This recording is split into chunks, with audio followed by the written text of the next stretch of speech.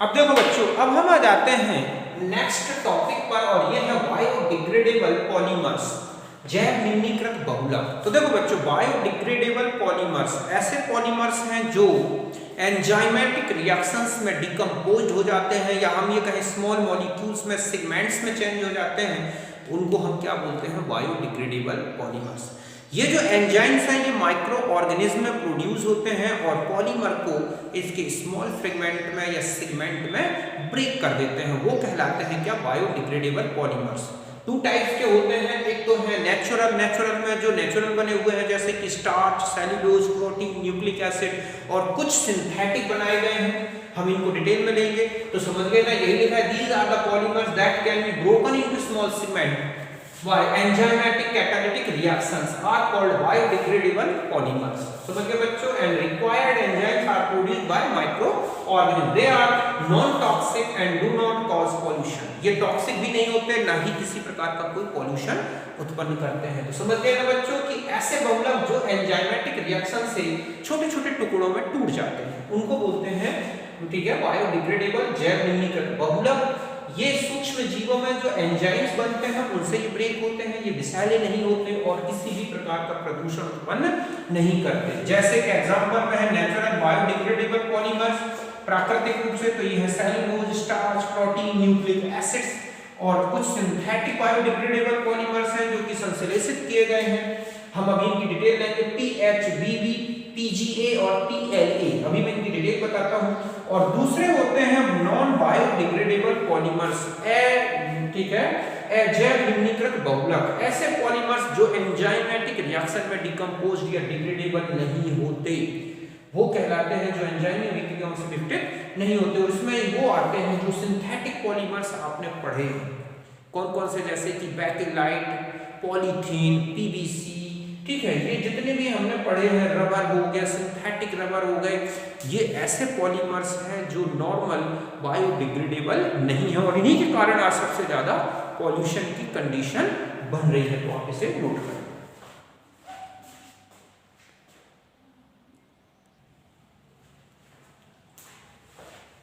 अब देखो बच्चों, ये है कुछ इंपॉर्टेंट सिंथेटिक बायोडिग्रेडेबल पॉलीमर्स। पहला क्या है? PHBB, polyhydroxy butyrate, P poly, H hydroxy, B butyrate को बीटा हाइड्रोक्सी बैलिरेट, और यहाँ जो B है वो है बैलिरेट, ठीक है। यहाँ पर ये है बीटा हाइड्रोक्सी ब्यूटाइरिक एसिड और ये है बच्चों क्या? Beta hydroxy valeric acid. इन दोनों में एस्टरिफिकेशन होता है और यहाँ से रिमूव हो गया H2O, तो ये एक पॉलीएस्टर टाइप के कंपाउंड होते हैं और ester bond easily enzymatic reaction में डिग्रेडेबल होता है। तो ये एस्टर बॉन्ड बन गया और इस तरह से ये जो बना है पॉलिएस्टर, इसमें से H यहाँ से इस तरह से OH निकलता जाएगा और इस तरह का जो पॉलीमर बनेगा यही है PHBB।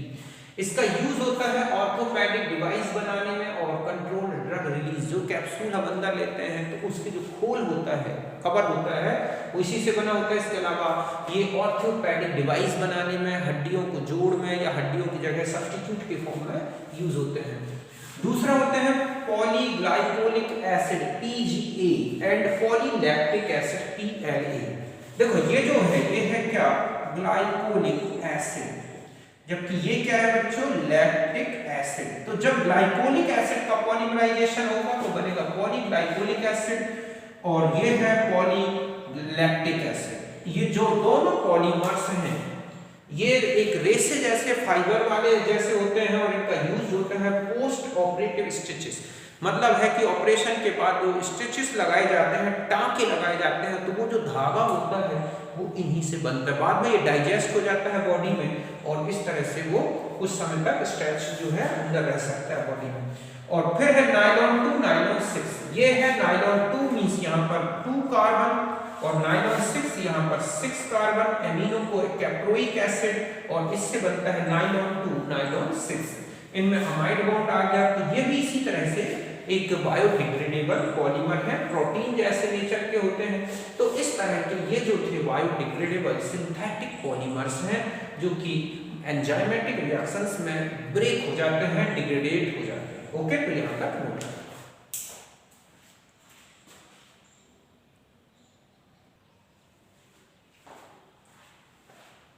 अब देखो बच्चों, अब हम आ जाते हैं नेक्स्ट टॉपिक और ये है कोपॉलीमर्स, या इन्हीं को बोलते हैं हेटेरोपॉलीमर्स, सहबहुलक या विषम बहुलक। तो ये मैं पहले भी क्लासिफिकेशन में बता चुका हूँ, फिर भी यहाँ सुन लें। कोपॉलीमर्स ऐसे पॉलीमर्स हैं जिसमें 2 और मोर टाइप्स के क्या होते हैं, मोनोमर यूनिट्स होते हैं। समझ गए ना? ऐसे पॉलीमर्स जिसमें 2 और मोर टाइप्स के मोनोमर यूनिट्स होते हैं, उनसे बनने वाले जो पॉलीमर्स हैं वही क्या है, कोपॉलीमर्स। व्हेन 2 और more different monomers are used to form copolymer, here form polymer, the resulting polymer is called copolymer. They can be formed by chain growth और step growth polymerization. ये chain growth से भी बन सकते हैं, step growth से भी बन सकते हैं। ऐसे बहुलक जिसमें 2 या 2 से अधिक प्रकार की एक लख इकाइयों से बनते हैं सहबहुलक कहलाते हैं। ये श्रृंखला वृद्धि या पद वृद्धि बहुलीकरण से बनते हैं। जैसे हम देखें चेन ग्रोथ पॉलीमराइजेशन से बनने वाले पॉलीमर्स, तो आप देखोगे ब्यूनाएन है, ब्यूना एस है, SARN सेरेन है, SAN है, वेओन है, ब्यूटाइल रबर। अभी हम इनकी और डिटेल में देख लेंगे मोनोमर्स क्या है। ये सब क्या है, चेन ग्रोथ पॉलीमर। और स्टेप ग्रोथ पॉलीमर्स मतलब जो स्टेप ग्रोथ पॉलीमराइजेशन से बनते हैं, तो ये है डेक्रॉन, गैलेक्टोल, नाइलॉन। नाइलॉन सीधा सा है कि ये वाले जो होते हैं बच्चों एडिशन पॉलीमराइजेशन से, ये इसमें क्या है, ये एडिशन, ठीक है, पॉलीमराइजेशन, इसमें एडिशन पॉलीमराइजेशन होता है। ब्यूनाइन, ब्यूनास, ठीक है, इस तरह से। और ये जो स्टेप ग्रोथ पॉलीमराइजेशन है ये किससे बनते हैं, कंडेंसेशन पॉलीमराइजेशन। जैसे कि आप देखोगे डेक्रॉन है, ग्लिप्टल है, नायलॉन 6 है, नायलॉन 6 है। और जो अभी आपने वो देखा एक आर्टिफिशियल बायोडिग्रेडेबल पॉलीमर PHBB, वो भी इसी तरह का पॉलीमर है। ओके, अब हम आ जाते हैं टाइप्स पर। आप देखोगे कि ये जो पॉलीमर्स हैं 4 टाइप्स के होंगे। एक तो होता है अल्टरनेट पॉलीमर्स, एकांतर बहुलक। इसमें जो मोनोमर यूनिट्स हैं वो अल्टरनेट जुड़ती हैं, जैसे AB मान लो 2 टाइप्स के मोनोमर्स हैं तो AB टाइप का होगा। समझ गए कि monomer units are joint alternate manner, एक लख इकाइयां जो है एकांतर क्रम में जुड़ी होती हैं। दूसरा होता है ब्लॉक पॉलीमर्स। तो ब्लॉक पॉलीमर्स में आप देखोगे मोनोमर्स के ब्लॉक्स जुड़े होते हैं। समझ गए बच्चों, खंड के खंड जुड़े हैं, जैसे AA फिर BB फिर AA फिर BB, इस तरह से। तो यहां तक लिखें और आगे बताता हूं।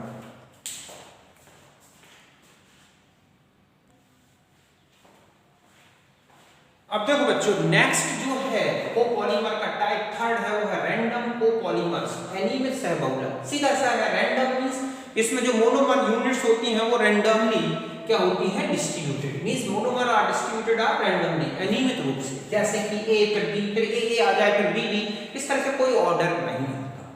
ग्राफ्ट कोपॉलीमर्स, कलम सहबहुलक, जिनमें एक मोनोमर यूनिट तो क्या बनाता है, ब्रांचेस, और दूसरा बनाता है मेजर कार्बन चेन। तो मेजर कार्बन चेन में ब्रांचेस इस तरह से जुड़ी होती है कि it contains branches derived from one monomer and grafted on the backbone derived from another monomer. इसमें एक प्रकार का एक लग की शाखाएं दूसरे एक लग की श्रृंखला में जुड़ी होती है। मतलब जैसे आप देख रहे हैं कि ये AA से ये बनी हुई है मेन, ठीक है, चेन, और ये इस तरह से ये क्या है, ग्राफ्ट से निकले हुए हैं, ये ग्राफ्स। समझ गए ना? तो इस तरह का पॉलीमर कहलाता है ग्राफ्ट कोपॉलीमर। अब देखो कुछ इंपॉर्टेंट एग्जांपल्स बता दूं जो हमने अभी डिस्कस नहीं किए हैं। एक होता है विनाइल क्लोराइड और विनाइलिडीन डाइक्लोराइड से बनने वाला ये पॉलीमर, ठीक है, इसको बोलते हैं Soren, used in food wrapping में यूज होता है। दूसरा है स्टाइरीन और विनाइल एक्रिलोनाइट्राइड से बनने वाला SAN, styrene acrylonitrile polymer, used dish washer और वैक्यूम क्लीनर में यूज होता है। 1,3-ब्यूटाडाइन, सर ये है आइसोब्यूटीन और ये है आइसोप्रीन, इनसे बनता है ब्यूटाइल रबर। ये यूज होता है स्पोर्टिंग गुड्स बनाने में, स्पोर्टिंग मटेरियल्स बनाने में। फिर है वाइनल क्लोराइड और विनाइल एसीटेट, इससे बनने वाला है वेओन, इसका यूज होता है वायर इंसुलेशन, ग्रामोफोन रिकॉर्ड्स। इसके अलावा बाकी आपने पढ़ ही चुके हैं, ब्यूना S, ब्यूना N, समझ गए बच्चों। इसके अलावा ग्लिप्टल है, और ये जो आपने पढ़ रखे हैं ग्लिप्टल है, डेक्रॉन है, ये ऑलरेडी हम डिस्कस कर चुके हैं। जिनको डिस्कस नहीं किया था मैंने उनको यहाँ पर उनके कंपाउंड्स, उनके मोनोमर्स, पॉलीमर्स बनाए हैं, जिसको नोट करें।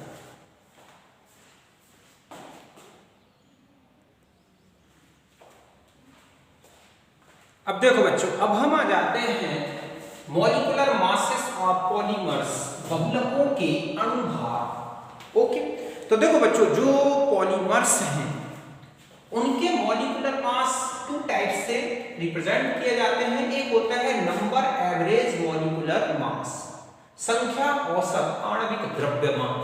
तो ये फॉर्मूला होता है इसका n1 m1 plus n2 m2 इसी तरह से अपॉन में n1 n2 n3। यहां पर n1 n2 क्या है? Number of molecules of polymers having m1 m2 molecular masses, मतलब m1 मॉलिक्यूलर मासेस वाले जो मॉलिक्यूल्स हैं उनका नंबर हो गया n1, m2 मॉलिक्यूलर मासेस वाले जो मॉलिक्यूल्स हैं उनका मॉलिक्यूलर मास हो गया, उनके नंबर हो गए n2, इस तरह से। ओके, और हम इस तरह से भी रिप्रेजेंट कर सकते हैं। और एक होता है वेट एवरेज मॉलिक्यूलर मासेस, भार औसत आणविक द्रव्यमान। तो इसमें बस स्क्वायर लगा देंगे इस तरह से और मास से डिवाइड करते हैं। मतलब ये है कि जो मॉलिक्यूल्स हैं पॉलीमर्स के, उनके टोटल वेट को इस तरह से लेके और ये उनके वेट से डिवाइड करते हैं। तो ये फॉर्मूला बनता है। इसमें भी वही है, n1 मतलब हो गया m1 मॉलिक्यूलर मास वाले अणु मॉलिक्यूल्स, n2 क्या हो जाएगा? m2 मॉलिक्यूलर मास वाले मॉलिक्यूल्स, इस तरह से जो क्वेश्चन में अभी आपको बताऊंगा मैं। फिर यहां तक बात समझ में। फिर होता है पॉली डिस्पर्सिसिटी इंडेक्स, समझ गए बच्चों? पॉली डिस्पर्सिसिटी इंडेक्स, बहुपरिक्षेपण घातांक PDI। तो ये रेशियो है MW और ये वेट जो वेट एवरेज मॉलिक्यूलर मास है, नंबर एवरेज मॉलिक्यूलर मास है, इनका रेशियो। अगर PDI 1 होता है तो इसे बोला जाता है मोनो डिस्पर्स पॉलीमर, एकल परिक्षेपी बहुला। समझ गए ना? अभी हम क्वेश्चन सॉल्व करेंगे, अगर ये 1 आ गया तो हम कहेंगे मोनो डिस्पर्स पॉलीमर है। और ये होते हैं नेचुरल पॉलीमर्स, इनमें दोनों मास बराबर आते हैं। और PDI 1 से ज्यादा है, इसका मतलब MW ज्यादा है MN से, ये कहलाते हैं पॉली डिस्पर्स पॉलीमर, बहुपरिक्षेपी बहुला। एग्जांपल है सिंथेटिक पॉलीमर्स। ओके, तो यहां तक समझ गए होंगे।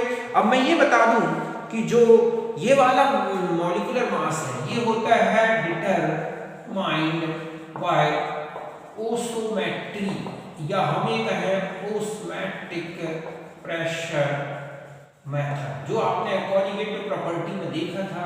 तो ये जो मॉलिक्यूलर मास है, समझ गए ना, नंबर एवरेज मॉलिक्यूलर मास, इसका डिटरमिनेशन, इसका निर्धारण किया जाता है ओस्मोटिक प्रेशर मेथड में, या इसी को बोलते हैं क्या? ओस्मोमेट्री। और जो ये वाली है, ये बात ठीक है, इसका भी बता दूं, ये है डिटरमाइंड बाय, एक तो होती है लाइट स्कैटरिंग मेथड, ठीक है, एक होती है centrifugation method, ultra centrifugation method. समझ गए बच्चों कि लाइट स्कैटरिंग प्रकाश विकिरण वाली मेथड होती है, अल्ट्रा सेंट्रीफ्यूगेशन मेथड, इनसे डिटरमाइन किया जाता है कौन सा? Weight average molecular mass. तो ये भी काम का क्वेश्चन है, ध्यान रखें। इनमें ऑब्जेक्ट होता है कि इसका डिटरमिनेशन बेस्ट मेथड क्या है, तो है ओस्मोटिक प्रेशर। जैसे कि आप देखोगे जो हमारे पॉलीमर्स, नेचुरल पॉलीमर्स हैं, उनका ओस्मोटिक प्रेशर मेजर करके ही मेजर किया जाता है। और ये जो होते हैं वेट एवरेज मॉलिक्यूलर मास, इनके लिए ये मेथड्स यूज होती हैं। तो यहां तक नोट कर लें, फिर एक क्वेश्चन देखना आपको बताता हूं।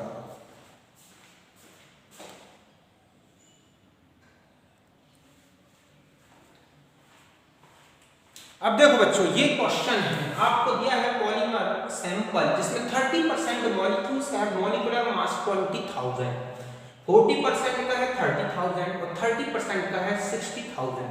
पूछा गया PDI क्या होगा? तो देखो यहां पर हम पहले weight average molecular mass calculate कर रहे हैं, तो ये आएगा, और ये आया कितना? इस तरह से, मॉलिक्यूल्स कितने हैं, उनका मॉलिक्यूलर मास का स्क्वायर, फिर मॉलिक्यूल कितने हैं, तो आप देख रहे हैं कि 30% का 20,000, तो ये हो गया, 40% का 30,000, तो ये हो गया, और 30% जो रिमेनिंग है ये है, और उनके वेट से डिवाइड करना है। तो इसका वैल्यू आ रहा है 4333। फिर कैलकुलेट किया गया ये वाला मॉलिक्यूलर मास, ओके, जो है नंबर एवरेज। तो 20 का 20,000, 40 का 30,000, 30 का 60,000 upon total number of molecules या 36। PDI कैलकुलेट किया 1.2 आ रहा है, जो कि 1 से ज्यादा है। इसका मतलब है कि जो पॉलीमर है वो कैसा होगा? पॉली डिस्पर्स पॉलीमर, ठीक है, पॉलीमर। यहां तक समझ गए? इस तरह का कोई भी क्वेश्चन आ जाए बहुत इजी है, इसको कोई भारी टेंशन नहीं होगी। अब देखो बच्चों, ये दो पॉलीमर लिखे हैं, मोनोमर्स यूनिट है, H H2CH है, COOH। ये इसका हेड है और ये है टेल, जस्ट ऐसा ही ये हेड है और ये है टेल, और एक पॉलीमर बना है जिसमें इन दोनों को जोड़ के और उसमें से वाटर मॉलिक्यूल एक मॉलिक्यूल को रिमूव करना, मतलब एक साइड आपको बॉन्डिंग करनी है। पहला है कि क्या नेचर होगा पॉलीमेरिक बॉन्ड का अगर हेड टू हेड पॉलीमराइजेशन हो और टेल टू टेल पॉलीमराइजेशन हो। तो देखो जैसे हम फर्स्ट लेते हैं कि यहां पर हेड टू हेड पॉलीमराइजेशन, यहां मैंने क्या लिखा रखा है, head to head polymerization. Okay, तो देखो इस पॉलीमराइजेशन में हम इसका हेड लें तो हम ऐसा लिखते हैं कि पहले हम इसका हेड ये ले लिया, यहां COOH CH2 और मैंने टेल इस तरफ कर दिया इसका, और ये हेड जस्ट ऐसा ही इसका हेड ये ले लिया और टेल ऐसा लिख दिया कि यहां से हेड, तो ये COOH ग्रुप है और ये NH2 है, इनकी हेड टू हेड कंडेंसेशन होगा तो ये अमाइड बॉन्ड बन जाएगा पेप्टाइड जैसा। तो अमाइड लिंकेज हो गई, X + Y जोड़ के -18 कर दिया, तो ये जो पॉलीमर बना ये कैसा होगा, अमाइड लिंकेज, मतलब अमाइड पॉलीमर। और हेड दूसरा आपको है टेल टू टेल, तो फिर मैंने कैसा लिखा कि इसके टेल को सामने लाया ये और इसके टेल को, तो यहां पर COOH और यहां क्या आ गया OH, इनके बीच में कंडेंसेशन होगा, H2 रिमूव हो रहा है, तो यहां पर ये एस्टर बॉन्ड आ गया, तो इस तरह से एस्टर लिंकेज आ गई। तो ये है पॉलीएस्टर और ये है पॉलीअमाइड पॉलीमर। ओके, तो यहां तक बिल्कुल समझ गए होंगे, आपको हेड टू हेड मिलाना है, टेल टू टेल मिलाना है, और फिर बनाना है कि किस तरह की लिंकेज हुई और किस तरह का पॉलीमर केवल एक H2 को रिमूव करके। तो यहां तक समझ गए होंगे, इनको नोट करना।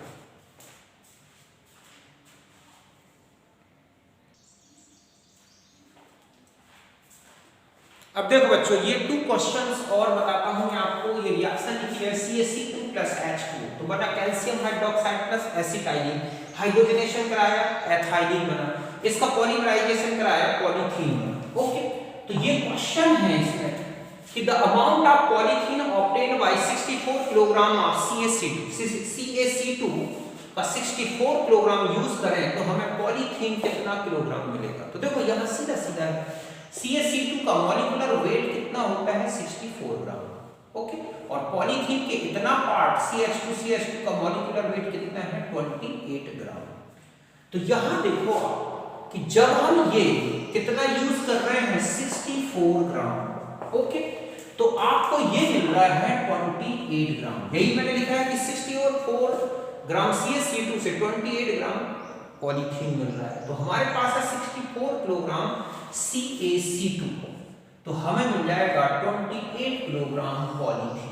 समझ गए बच्चों, इस तरह से क्वेश्चन होगा। इस तरह का कोई क्वेश्चन है तो आप कंपेयर करो कि कितने ग्राम से कितना ग्राम पॉलीमर बन रहा है, आपको कितना ग्राम मोनोमर या उसको प्रोड्यूस करने वाला केमिकल दे रखा है, उससे डिटरमाइन कर दो। दूसरा क्वेश्चन है कि ये है हमारे पास नेचुरल रबर, ठीक है। अब आपसे पूछा गया है कि नेचुरल रबर का ओजोनोलाइसिस किया गया, ठीक है, और वो भी कौन सा, जिंक और H2, मतलब ये है रिडक्टिव ओजोनोलाइसिस। तो पूछा गया है कि इसमें क्या प्रोडक्ट बनेगा। तो ध्यान से देखें कि जब हम इसको ओजोनोलाइसिस करेंगे तो एक बॉन्ड यहां से ब्रेक हो जाएगा, एक यहां से हो जाएगा, ऐसे ही चलता रहेगा। देखो आप समझ गए ना, यहां CH3 डबल बॉन्ड, फिर आगे चलेगा। तो यहां से अगर आप ब्रेक करोगे तो देखो ये वाला पूरा ये कार्बन चेन निकल के बाहर आएगा, तो यह CH का CHO हो जाएगा, CH2 यहाँ CO और ये CH3, तो कार्बन देखो 1 2 3 4 और ये क्या है 5, तो यहाँ पर 4 ऑक्सो, ठीक है, और ये पूरे को हम क्या बोलेंगे पेंटेनल। तो हमारा प्रोडक्ट ये बन जाएगा। तो इस तरह से मैंने आपको क्या बता दिया, ये था हमारा पॉलीमर पूरा यूनिट। मैंने 3 पार्ट्स में जो है आपको ये पॉलीमर कंप्लीट पढ़ा दिया। एक में क्लासिफिकेशन पढ़ाया था, दूसरे में इंपॉर्टेंट पॉलीमर्स, उनकी प्रिपरेशन, यूजेस, प्रॉपर्टीज बताई, और तीसरा जो भी पार्ट बच गया था पॉलीमर्स का वो ये है। इतना पढ़ा दिया है कि अगर आप इनके क्वेश्चंस जो मैंने कराए हैं या पॉलीमर्स कराए हैं आप इनको अच्छी तरह से डिस्कस कर लोगे तो कोई क्वेश्चन ऐसा नहीं है जो पॉलीमर से रिलेटेड आपसे ना बने। तो ये चैप्टर हो गया। अब हम जो लास्ट चैप्टर ऑर्गेनिक केमिस्ट्री का लेंगे और वो है chemistry in everyday life. Okay, उसको भी आराम से 4-5 दिन में कंप्लीट कर देंगे, फिर स्टार्ट करेंगे हम इनऑर्गेनिक केमिस्ट्री। ओके, तो फिर मिलते हैं नेक्स्ट वीडियो में। Okay, thank you for watching.